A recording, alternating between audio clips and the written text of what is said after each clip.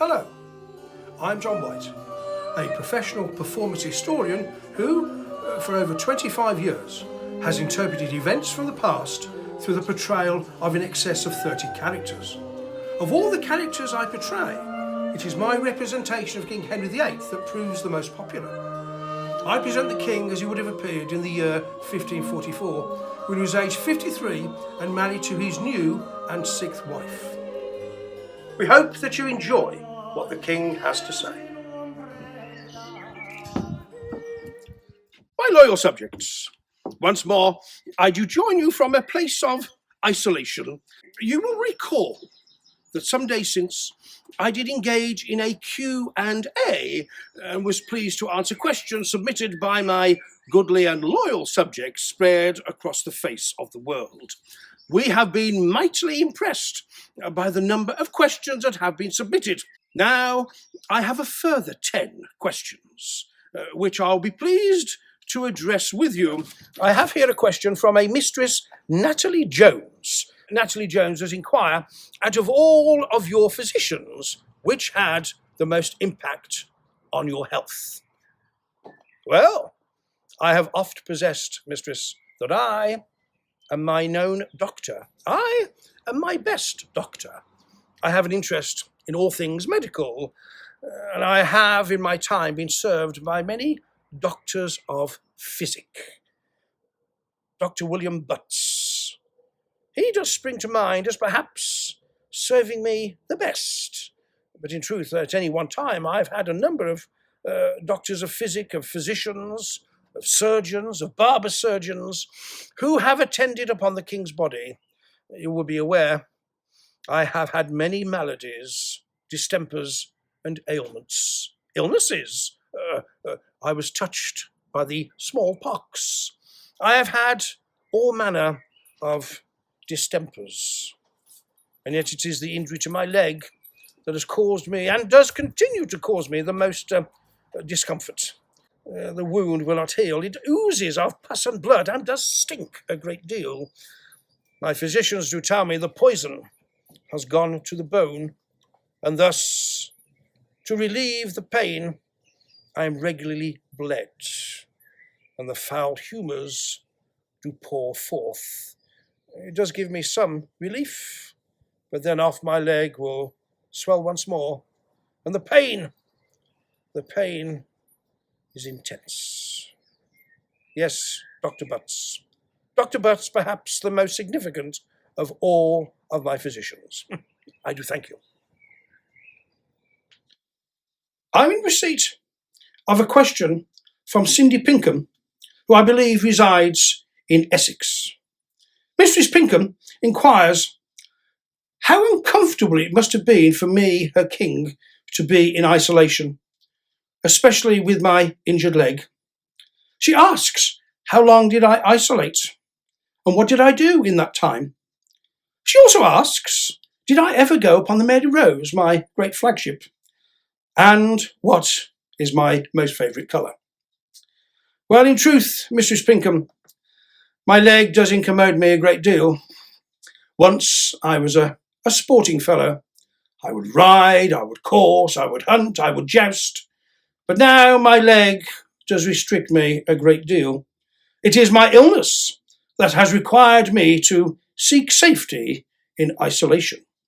Indeed, years since, were I to be travelling about my realm upon progress, if news did come that the town or house I was to visit was suffering from contagion, then I would divert, alter my course, and go elsewhere. Indeed, I would send ahead of me a rider to see that all was safe from infection. I have been in isolation a number of times. On this occasion, this is now my 12th week of isolation. I understand that conditions are such that you may now go forth while still exercising what is termed social distancing. I would entreat all of my loyal subjects to take great care should the contagion, the COVIDs that are amongst us, again increase. You mentioned the Mary Rose. Aye, a great ship named for my most favourite sister, my late sister, Indeed, the Mary Rose is now gone. I was standing atop the castle at Southsea, where I did see my great ship, the Mary Rose, ahead of my navy. The Mary Rose, one of the biggest ships that had ever been built. A ship arrayed with cannon. A ship with portholes. A ship that could turn about and deliver a broadside. A new style of ship of English invention. This great ship had recently been refitted. Additional decks, additional cannon, additional portholes. As the Mary Rose did sally forth to give battle to the French in the environs of the Isle of Wight, that great ship in the heavy seas and the great wind did turn about, did heave to. The water did gush through the open portholes. And from the top of Southsea Castle, I could hear the screams and the cries of those brave souls as they did go to their watery grave. I miss my sister. I miss the Mary Rose. But in closing, you ask, what is my most favourite colour? And of course, that must be of purple, for purple is indeed a regal colour. I, as the king, am responsible for the making of all the laws. Some years since, I did pass the statutes of apparel, or the sumptuary laws, by which it was law that the colours of gold, of silver, of scarlet, and of purple were restricted solely to members of the royal family. They are royal colours.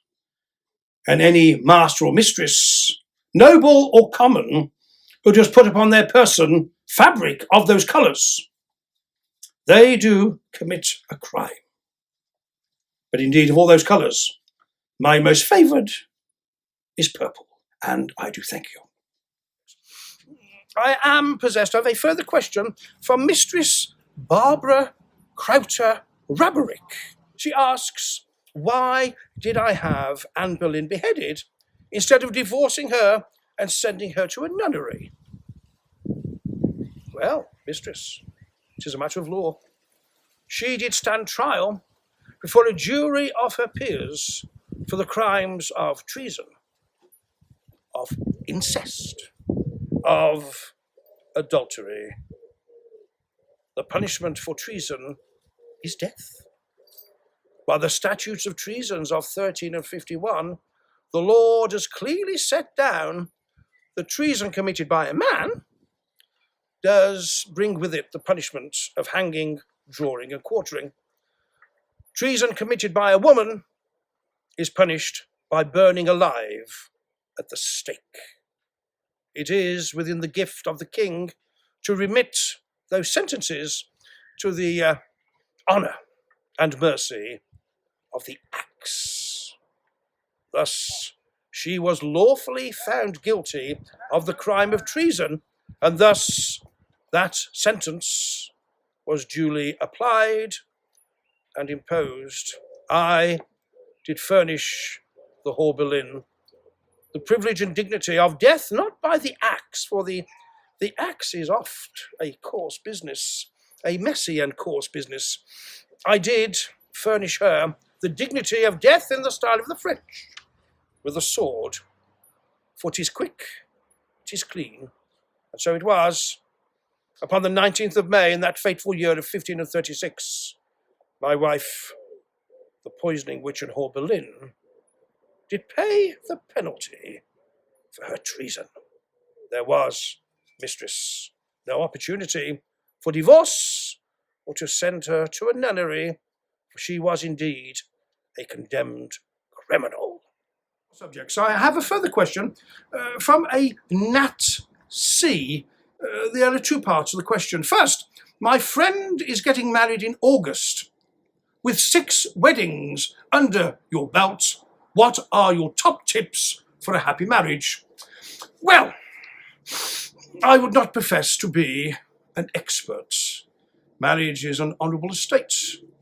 In truth, a wife, when she does give of her oaths at her wedding, apart from agreeing to obey, etc., etc., in our wedding ceremony, there is also the obligation to be bonny at board and in bed. So you must have a wife who is entertaining both in public and in private. But as king, there are more things that a queen should possess. She should have perfect humility. She, of course, should know of her place as the first lady of the realm. She should support the king in every respect. She should be equipped, able to read and to write and to dance and to sing, and these are important attributes for a queen. Indeed, it was my fourth wife, the Flanders mare. She could neither read or write in English. She could not dance. She did not sing. She could do none of the things that I would require of a queen, and more. When I did lie abed with her, I was disgusted by the loathsomeness of her parts. Her breasts were slack, her belly was slack. There must be a meeting of hearts, of minds, and of intimacy for a lady to be a successful wife. And thence, once married, it is in the providing of healthy sons that a wife does prove her worth. The question continues. Wolsey, More, and Cromwell, what have you got against Thomases? Ha! I have nothing against Thomases. It is, indeed, a matter of coincidence. Thomas is an exceedingly common name. Thomas Wolsey, a common man, the butcher's son. Thomas More, a common man, the lawyer's son. And Thomas Cromwell, the brewer's or blacksmith's son. Common name for common people. There are many Thomases, even some of noble birth, but you may be assured that should you have a relative with the name Thomas, I would not take against them, and I do thank you. My loyal subjects, I have a further question from a lady, I believe, entitled Callie the First. Well, Callie the First, this is Henry VIII, and I'm answering your question. She begins, Your Majesty, I'd love to ask you a question. What do you think really happened to the princes in the Tower during Richard III's reign, and did you ever feel real insecurity about the possible Yorkist threat? If so, was this the reason for such harsh treatment of Margaret Pole? Well, Callie the First, I understand that in your time there are many, many theories as to what happened to my cousins, the young Edward V and his even younger brother, the Duke of York. There can be no question. It was that usurper, Richard. Richard, who took the dynastic number, the third, who did cut his way to the throne. He even did assert that his brother, Edward IV, was a bastard, which indeed would then make the young Edward V and the even younger Duke of York no longer fit to sit upon the throne of England. Richard III was an evil man. He cut his way to the throne. History does show that anybody who disagreed with him or stood in his way or became an obstacle to his progression were dealt with harshly. I know that there are fashionable theories that my father had something to do with the disappearance of the princes. How can this be? He was not even in the country when this foul crime was perpetrated. The Yorkists. You know, I do appear before you, the very rose of England. My father, upon becoming king by trial of combat upon the field of Bosworth, he, being a wise man, did realise that this war that had occupied England for in excess of 30 years, the war I would know as the War of the Cousins, that you know as the War of the Roses, with families siding with the Red Rose of Lancaster or the White Rose of York, this war had divided the entire realm. My father, being a wise man, did take unto him as his wife, my mother, Princess Elizabeth of York. And thus he did unite the Red Rose of Lancaster and the White Rose of York, and did create the Tudor Rose. I am the very product of that union. I am the Rose of England.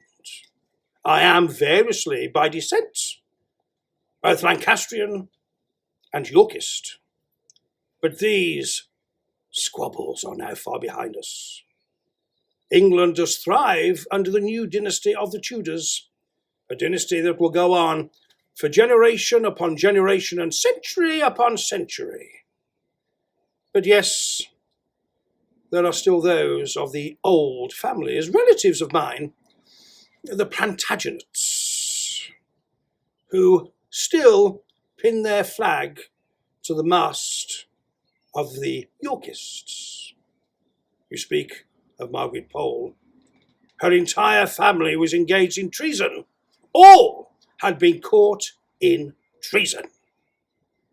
I am the lawful King of England. I am the Lord's anointed. Those who engage in treason will suffer the fate of traitors. So die all traitors. Indeed, I have a further question from Callie I, who does inquire of her King Henry VIII. Your Majesty, all you have done to keep us entertained during this time of uncertainty is very much appreciated. But then she asked the question, were you secretly relieved when your long-time friend Cardinal Wolsey died on his way to London, as this meant you didn't have to see him go through a trial and probably being likely executed? Wolsey was a good man. Wolsey was a good servant. But he did fail me. He did fail me in that one thing that I desired of the most, the king's great matter, the subject of my divorce from the Spanish cow. He did promise that he would secure an annulment on the basis of the conditions of Leviticus, that for the 24 years that I had been married, I had not been married to my wife, but had in fact been in an unlawful union with my sister. He promised much. He achieved a great deal, but in this one thing, upon which the future of the realm depended and turned, he did fail me. 'Tis true. He was on his way back to London, where he would have stood trial, and if the court had found him guilty, he would have been punished. But I know not if a court would have found him guilty, for it did please the Lord our God to gather Wolsey unto him, for he was taken ill in Leicester. He died in Leicester, and now reposes for eternity in the priory at Leicester. However, you do go on to say, which death affected me most? You list Sir Thomas More. Of course, you mentioned Wolsey, but I will tell you, the death I regret the most is that of Cromwell, Thomas Cromwell, a man possessed of a great intellect, a man who served me well for many years. There was no greater servant for getting the work done. No king ever had such a competent servant, and yet, I was given the lie against Cromwell. I was told that he was a traitor, that he had committed treason. He stood trial and was found guilty of treason, but did suffer the traitor's death. I know now that all that was said against Cromwell was false. I regret Cromwell. There's not a day when I do not miss Cromwell. This is my final question, the last of the many, many questions that have been submitted by goodly and well-beloved loyal subjects. It is from a Mistress Sharon Elvis, who resides in Usser, the USA. She comments, as you enjoy dancing, would you honour your loyal subjects with some sweet dance moves? Well, Mistress Elvis, my leg, as I have said many times thus far, is sadly incommoded. Once I was the most superlative dancer. I would dance and dance and dance. Indeed, I do try to dance. Indeed, my fifth wife, the foolish girl, Catherine Howard, she did love to dance and to dance and to dance until she did dance with the wrong fellow, but that is another story. Indeed, my leg is incommoded, but I have the most splendid legs. Observe, for this is the leg of a dancer. What a finely turned calf. My loyal subjects, we have now come to the end of the Q&A. I have enjoyed it a great deal, and I would say to you, my loyal subjects, that should you have any questions you would wish to ask in the future, you may indeed just ask them, and I will be pleased to answer. But for this Q&A, I did assert that that person which did send hither the most entertaining question would receive a splendid gift. In fact, a number of gifts. The merchandise from my theatrical show, Divorced, Beheaded, Died, an audience with King Henry VIII. I and my closest advisors have reviewed all the many and various questions we have received, and we have come to a decision.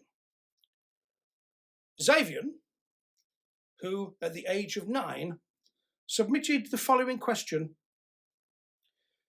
were heads put on spikes to warn people of the repercussions of treason? I was pleased to answer that question some days since. Xavier is but age 9, and it is a most splendid question. He says in his question that he does enjoy Tudor history, and so I'm sure all of the older fellows, masters and mistresses who have submitted questions would not be offended if the gifts were to go to Xavier, so we can encourage the young.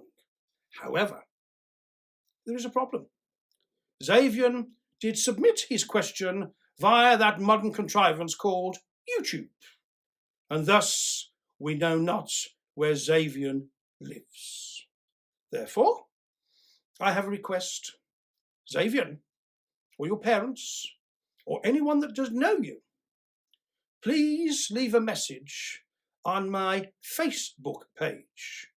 Leave a message or send a message via that site so that we may get to you the gifts which you so richly deserve.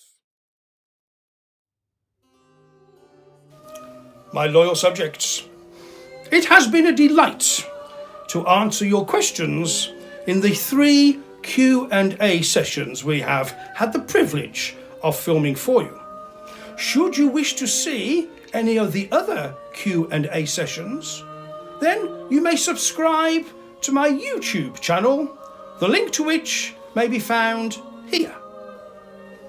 We will release films on Tuesday and Friday of each week. Should you wish to see any of our other films that we have been releasing over these last several weeks, then be pleased to click the link here. Please be assured that I have at the very centre of my heart the well-being of my loyal subjects. God bless the Commons of England.